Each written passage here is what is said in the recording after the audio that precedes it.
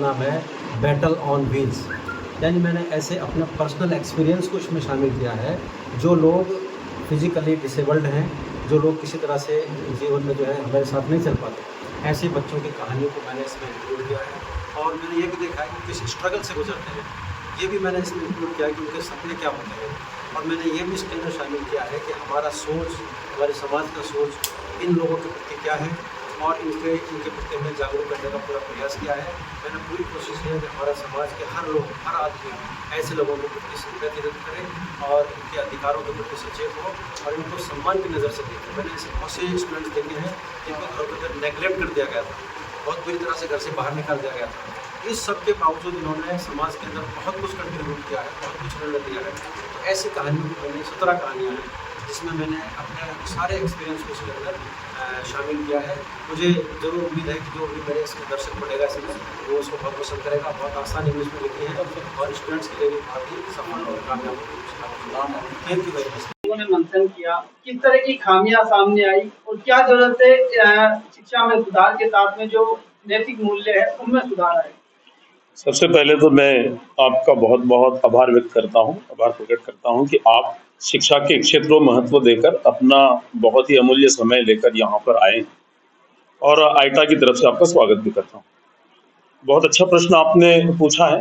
देखिए, किसी भी देश के विकास में शिक्षा क्षेत्र का योगदान जो है वो काफ़ी महत्वपूर्ण होता है और उस शिक्षा के क्षेत्र में परिणामकारक बनाने के लिए जो केंद्र बिंदु के तौर पर कार्यरत होता है वो अध्यापक गण होते हैं।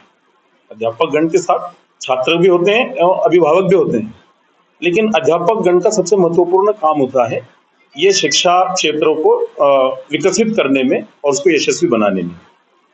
अगर आप लोग देखें, आपके प्रश्न के इस स्वरूप में आज के वास्तविक स्थिति का आप अगर से एक वर्णन सामने रखेंगे तो आपको समझ में आएगा कि शिक्षा का जो वास्तविक उद्देश्य है कि एक चरित्र का निर्माण, देश के विकसित रूप का निर्माण, सकारात्मक दिशा में देश का विकास, ये शिक्षा क्षेत्र का एक महत्वपूर्ण उद्देश्य होता है।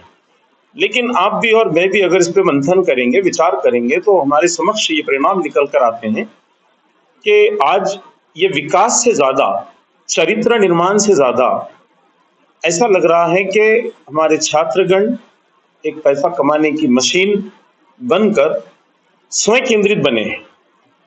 उनको अपने देश के प्रति, अपने समाज के प्रति बहुत ज्यादा रुचि हमें महसूस नहीं होती है, जबकि होना चाहिए।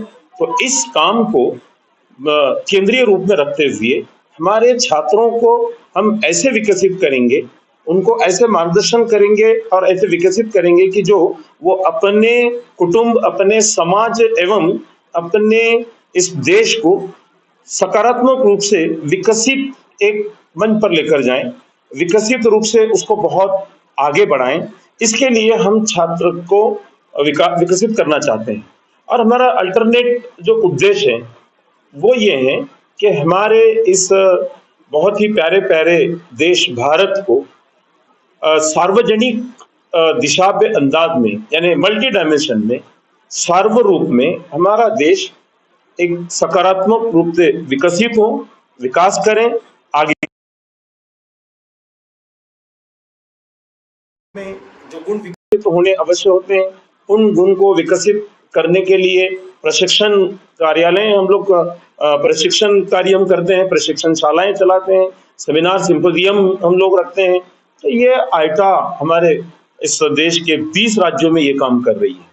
एक तरफ तो हम लोग ये भी काम करते हैं कि जो हमारे उत्तरदायित्व में आता है, हमको राष्ट्र के निर्माण में बहुत ही अच्छा रूप कार्य हमको जो है निभाना चाहिए।